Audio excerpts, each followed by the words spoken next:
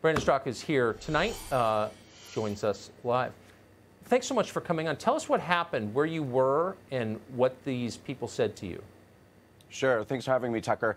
So I was a guest last night at the White House for the close of the RNC convention to watch President Trump's speech. It was a magical evening. Everything was absolutely incredible, like something out of a storybook. I was there with a bunch of people from my organization, the Walkaway Campaign. And as I was leaving with two people, Mike Harlow, who's a fellow gay man and conservative activist, and the ED of Walkaway, Libby Albert, we were exiting the convention along with a large group of people. And there was a small group of BLM hecklers there to harass people as they were walking out. The majority of the people exited and went to the right. The two friends of mine and I exited and we went to the left, which ended up being a big mistake. We were trying to get back to our hotel, and as we were walking back to our hotel, four of the people who were with the BLM mob that was harassing the majority of the people as they were leaving was walking down the street, crossing us as we were walking back to the hotel.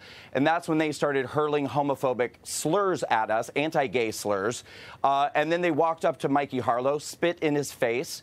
They threw a drink at me, threw a cup in my face, and then they actually hit Libby Albert, the girl who was with me.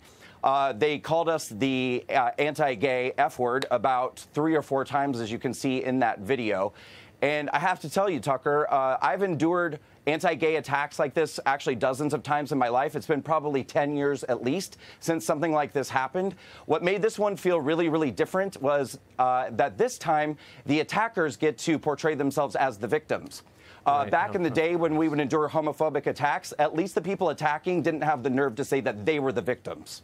So that is such a good point. So quickly, to all the well-meaning rich ladies with BLM signs on their front lawns, and to all the corporate HR departments who are allocating millions and millions of dollars to BLM, what would you say to them? Well, I would say that this is a group that just attacked 2 gay men. They've attacked people around the country violently. This is a violent group, and they're a dangerous group.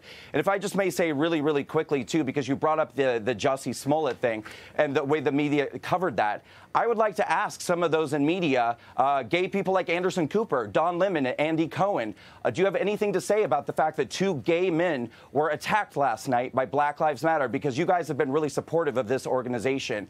I'd love to know what you think about that now that 2 people in your community were attacked by this organization. It's a fair question. Brandon, thanks so much for coming on tonight. I appreciate it. Thank you, Tucker.